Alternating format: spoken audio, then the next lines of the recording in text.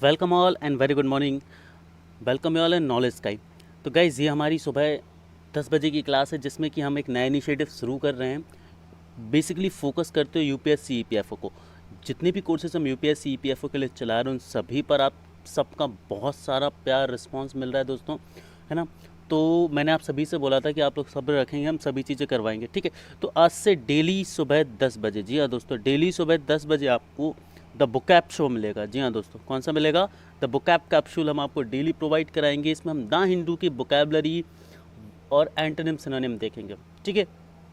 तो हम daily 5 word देखेंगे और उनसे रिलेटेड उनकी मीनिंग देखेंगे और उनके एंटोनिम सिनोनिम देखेंगे, ठीक है। एक छोटा सा वीडियो होगा, आपको वोकैबुलरी एंटोनिम सिनोनिम पूरी तरह से इस वीडियो के थ्रू हम तैयार कराने के एम पर हैं। तो चलिए आइए शुरू करते बिना अपने टाइम को वेस्ट किए गाइस। सो गाइस, हमारा आज का पहला वर्ड है, ये है पोटेंट। पहला वर्ड क्या है हमारा? पोटेंट। तो पोटेंट जो है ये एक वर्ब है। पहली चीज़ तो क्या है? एक वर्ब है। और पोटेंट वर्ड का जो मतलब होता है वो होता है पूर्व सूचना देना या पूर्वाभास होना। मतलब जब आपको किसी चीज़ के बारे में पहले से आभास हो जाए कि यार आज ऐसा हो सकता है, या किसी चीज़ के बारे में आपको पहले से पता चल जाए, है ना। जैसे फोरकास्टिंग के थ्रू आपको पहले से पता चल जाए कि यार आज बारिश हो सकती है, तो उन चीज़ के लिए पोटेंट वर्ड का यूज़ अपन करते हैं। जैसे it is potent to rain today, है ना। It is potent to rain today, आज ऐसी संभावना है, पूर्वाभास है कि बारिश हो सकती है। क्लियर। अब यहाँ पर एंटोनिम और सिनोनिम भी हम साथ में डिस्कस करते जाएंगे इन वर्ड्स के। तो यदि हम पोटेंट के लिए सिनोनिम की बात करें तो सिनोनिम क्या होंगे इसके? Predict, auspicate, foretell, prefigure and broken, betoken. तो प्रिडिक्ट वर्ड से आप बिल्कुल क्लियर कर सकते हैं। प्रिडिक्ट मतलब हम पहले से किसी चीज़ को प्रेडिक्ट करें कि क्या हो सकता है, क्या नहीं हो सकता है ना। ऐसे ही फोरटेल, फोरटेल वर्ड को जरूर आप लोग याद रखें, ये एक अच्छा वर्ड है। क्लियर। और ये एग्जाम्स में पूछा भी जाता है, तो फोरटेल वर्ड आप जरूर ध्यान रखें। फोरटेल का मतलब भी होता है पोटेंट, और इन दोनों का मतलब क्या निकलेगा? पूर्व सूचना देना या पूर्वाभास होना। आई होप दोस्तों क्लियर है। साथ में ये सीरीज जब खत्म हो जाए तो लाइव चैट के थ्रू आप लोग मुझे बताते चलिए दोस्तों कि क्या ये हेल्पफुल है, इसमें क्या कमी है और क्या अच्छा हम कर सकते हैं। आप सभी के अकॉर्डिंग वो भी आप अपने सजेशंस दें तो वो भी चेंजेस हम करेंगे। अब बात करते हैं एंटोनिम्स की। यदि हम एंटोनिम्स की बात करें तो एंटोनिम्स क्या होगा यहाँ पर? अनफोर्सीन, है ना, इम्प्रॉबेबल। प्रॉबेबल मतलब जो हो सकता है, इम्प्रॉबेबल जस्ट उसका अपोजिट, तो पोटेंट का अपोजिट हो जाएगा। अनप्रिडिक्टेबल, प्रिडिक्टेबल का सीधा अपोजिट ये हो जाएगा। और अनएक्सपेक्टेड, है ना, मतलब जो एक्सपेक्ट नहीं हो सकता, जो होगा या नहीं होगा हमें नहीं पता। तो ये एंटोनिम सिनोनिम थे पोटेंट के। आगे बढ़ते हैं। स्टीव, देखिए दोस्तों ये सभी वर्ड इंपॉर्टेंट वर्ड है, ठीक है। हम द हिंदू में आने वाले वर्ड को यूज़ कर रहे हैं क्योंकि यूपीएससी में द हिंदू का बहुत बड़ा रोल होता है, तो हम उन्हीं वर्ड्स को यूज़ कर रहे हो। मैं डेली आपको डेली बेसिस पर द हिंदू से वर्ड निकाल के दिया करूँगा और उनके एंटोनिम सिनोनिम हम डिस्कस करेंगे, ठीक है। और ये काम डेली करेंगे हम। तो हम बात करते हैं स्टीव की। स्टीव एक एडजेक्टिव है। स्टीव क्या है? एक एडजेक्टिव है। और आप सभी से रिक्वेस्ट है कि प्लीज़ आप लोग एक डायरी बना लो, डायरी में वर्ड्स को और उनके एंटोनिम सिनोनिम को नोट करते चलें। स्टीव क्या होता है? स्टीव होता है तीव्र ढलान वाला। स्टीव क्या होता है? तीव्र ढलान वाला। और इसको तर्कहीन के कंटेक्स्ट में भी यूज़ किया जाता है, ठीक है। तीव्र ढलान वाला मतलब जो इंक्लाइन होता है ना, एकदम दोस्तों इंक्लाइन। मान लीजिए कि ये जो ऐसा स्ट्रक्चर है, तो ये वाला जो वर्ड है इसको अपन क्या बोलेंगे? स्टीप। एकदम से कोई चीज़ इंक्लाइन हो तो उसको हम तीव्र ढलान वाला स्टीप यूज़ करते हैं। और तर्कहीन, तर्कहीन भी यूज़ कर सकते हैं। मतलब जब कोई चीज़ इलॉजिकल हो, एकदम जिसमें कोई लॉजिक ना हो और बिल्कुल भी, है ना, ऐसे ही बोल दी जाए, तो उसको अपन क्या बोलेंगे? स्टीप यूज़ करेंगे उस वर्ड के लिए। तो इन दोनों कॉन्टेक्स्ट को आप याद रखेंगे, काफ़ी इंपॉर्टेंट वर्ड है स्टीप, है ना, काफ़ी अच्छा वर्ड भी है, ठीक है। तो हम आगे बढ़ते हैं।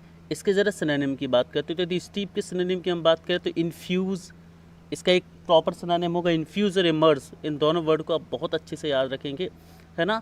और एग्जोर्बिटेंट, एनगल्फ एंड आउटरजीजियस, है ना, आउटरगेजियस। तो ये जो 5 वर्ड हैं ये काफ़ी इंपॉर्टेंट सिनोनिम है। मैं कोशिश करूँगा कि आपको कम से कम 5 सिनोनिम तो हर वर्ड के दूँ और 5 एंटोनिम मैं आपको हर वर्ड के ला कर दूँ। क्लियर दोस्तों? तो आई होप आपको ये जो वर्ड हैं सिनोनिम क्लियर हो गए होंगे। अब एंटोनिम की बात कर लेते हैं। तो एंटोनिम क्या होगा? काम, लोवर्ड, चीप और मिल्ड। तो ये जो वर्ड हैं ये इसके एंटोनिम होंगे, ठीक है गाइस। आगे बढ़ते हैं। कास्केडिंग, कास्केडिंग मतलब उड़ता हुआ या सीधे नीचे गिरना, ठीक है। इसमें कास्केडिंग वर्ड में अपन यूज़ करते हैं, है ना। तो इसके जो सिनोनिम होंगे वो क्या होंगे दोस्तों, ये भी एक एग्जेक्टिव है। और सीधा नीचे गिरना, जैसे आपने देखा होगा जो झरना होता है, झरना कैसे गिरता है, सीधा नीचे गिरता है, ऐसा ऐसा, ठीक है। तो जो झरना बिल्कुल, जब कोई चीज़ सीधी नीचे गिरती है तो उसे हम क्या बोलते हैं, कास्केडिंग बोलते हैं, ठीक है। कास्केडिंग किस चीज़ के लिए भी यूज़ होता है, जैसे कि मान लीजिए शेयर मार्केट है, धड़ाम से नीचे गिरा एकदम 3000 पॉइंट, तो इसको बोलेंगे हम कि इसके लिए हम कास्केडिंग यूज़ कर सकते हैं, जैसे कि the slope of fall of share market today was cascaded, ठीक है, या शेयर मार्केट वेंट डाउन कास्केडिंगली, ऐसा हम इसको यूज़ कर सकते हैं। तो जब कोई चीज़ बिल्कुल सीधी धड़ाम गिरे सीधे तरीके से, तो उसको हम क्या बोलेंगे, कास्केडिंग बोलेंगे, ठीक है। कास्केडिंग वर्ड का मीनिंग, सिनोनिम की यदि हम बात करें तो इसके सिनोनिम क्या होंगे दोस्तों, ज़रा इसके सिनोनिम को हम डिस्कस कर लेते हैं।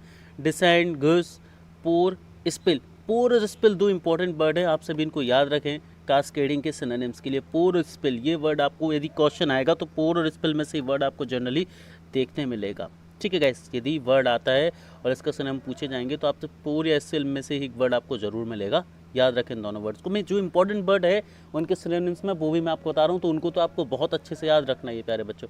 इसके बाद हम बात करते हैं कास्केड अप, है ना, पास अपवर्ड, ये इसके एंटोनिम होंगे। कास्केड अप और पास अपवर्ड, ये जो होंगे ये इसके एंटोनिम होंगे। तो कास्केडिंग का मीनिंग क्या होगा, उड़ता हुआ या सीधे नीचे गिरना। चलिए आगे बढ़ते हैं। अब हम बात करते हैं कॉन्फ्रंट की। कॉन्फ्रंट का मतलब होता है सामना करना, किसी भी चीज़ का सामना करना, या इसको अपन मुकाबला करना भी बोल सकते हैं, इसको हम मुकाबला करना भी बोल सकते हैं, मुकाबला करना, ठीक है। कॉन्फ्रंट एक वर्ब है और इसको बोल सकते हैं अपन सामना करना भी इसका बोल सकते हैं, ठीक है गाइस। आई होप चीज़ें आप सभी को बहुत अच्छे से क्लियर हो रही होंगी प्यारे बच्चों, ठीक है। अब इसके सिनोनिम की हम बात करते हैं। सिनोनिम में क्या है, present, face up and face. Face अपन बोलते हैं ना जनरली, चीज़ों को फेस करना, उनका सामना करना, तो वही है वर्ड।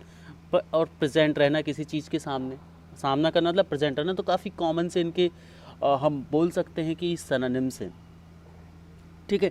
वही इनके एंटोनिम्स काफ़ी अच्छे, और इस क्वेश्चन के एंटोनिम्स पूछे जाने की पॉसिबिलिटी बहुत ज़्यादा है। क्यों, क्योंकि देखिए सिनोनिम्स के काफ़ी कॉमन से हैं, तो सिनोनिम इस क्वेश्चन के कम पूछे जा सकते हैं, लेकिन इसके एंटोनिम काफ़ी अच्छे जो पूछे जा सकते हैं। इवेट, एल्यूड और कंसील। इवेट, एल्यूड और कंसील, इनको अपन बोलते हैं, इनको अपन बोल सकते हैं इनके अपोजिट वर्ड। अपोजिट वर्ड आप कॉन्फ्रंट वर्ड के जरूर याद रखेंगे। कॉन्फ्रंट वर्ड के अपोजिट जो है दोस्तों वो बहुत ज़्यादा ज़रूरी है। देखिए दोस्तों, इस वीडियो को मैंने छोटा बनाया है, 10 मिनट से बड़ा वीडियो ये नहीं बनेगा कभी भी, तो इस वीडियो को डेली पेशेंस के साथ देखें, 2 बार रिवाइज करें, एक दिन में नोट मेकिंग करें, डेफिनेटली आपको बहुत हेल्प मिलेगी यहाँ से। आगे बढ़ते हैं। मेहम। मेहम वर्ड जो है वो होता है अफरा तफरी या खलबली मचना। जब कोई चीज़ होती है अफरा तफरी मच जाती है, खलबली मच जाती है। मान लीजिए कि अभी कोरोना चल रहा है, तो एक एग्जांपल लेते हैं कि ये कहीं इकट्ठे लोग हैं, मान लीजिए 10, और एक न्यूज़ आती है कि यार हम में से किसी एक, उन 10 लोगों में से कोई एक कोरोना संक्रमित व्यक्ति है, कोरोना इन्फेक्टेड पर्सन है, तो वहाँ पर क्या हो जाएगा, अफरा तफरी मच जाएगी, खलबली मच जाएगी। तो अपन वहाँ पर यूज़ करेंगे मेहम। वहाँ पर क्या वर्ड यूज़ करेंगे, मेहम, ठीक है, अफरा तफरी मच जाना, है ना, क्लियर। तो इसके सिनोनिम और एंटोनिम ज़रा हम डिस्कस कर लेते हैं। तो सिनोनिम क्या होगा, एनर्जी, डिसऑर्डर, है ना, कमोशन और हैवोक। कमोशन और हैवोक जो ये 2 वर्ड हैं, बहुत अच्छे से आप लोग याद रखेंगे। यदि ये क्वेश्चन आएगा तो कमोशन और हैवोक वर्ड में से ही इनके सिनोनिम पूछे जाएंगे। मतलब क्वेश्चन कैसे आता है, word which is same in the meaning as mayhem, तो कमोशन और हैवोक वर्ड में से ही कोई एक वर्ड आपको ऑप्शन में मिलेगा जो कि सही होगा, ठीक है। एनर्जी और डिसऑर्डर के आने के चांसेस बहुत ज़्यादा कम है ऑप्शन में, ठीक है। यदि हम इसके एंटोनिम की बात करें तो एंटोनिम क्या हो जाएंगे इसके, हार्मनी और काम। इसके एंटोनिम्स क्या हो जाएंगे, हार्मनी और काम, ठीक है। अब देखिए मेहम और हार्मनी जो वर्ड है ये एक दूसरे से बिल्कुल भी रिलेटेबल नहीं लगते हैं, neither in synonym with neither in synonym with nor in antonym पे। तो यहाँ पर एंटोनिम पूछे जाने की और उसमें हार्मनी ऑप्शन में होने के चांसेस भी थोड़े से आपके लिए ज़्यादा बनते हैं दोस्तों, ठीक है। तो यहाँ पर ये दोस्तों हमने आज 5 वर्ड किया है। होप दोस्तों चीज़ें आपको समझ आई होंगी। ये 5 वर्ड कौन कौन से थे हम एक बार जल्दी से देख लेते हैं। तो हमारा पहला वर्ड था पोर्टेंट, जिसका मतलब होता है पूर्व सूचना देना, पूर्वाभास। स्टीप, जिसका मतलब होता है तीव्र ढलान या तर्कहीन।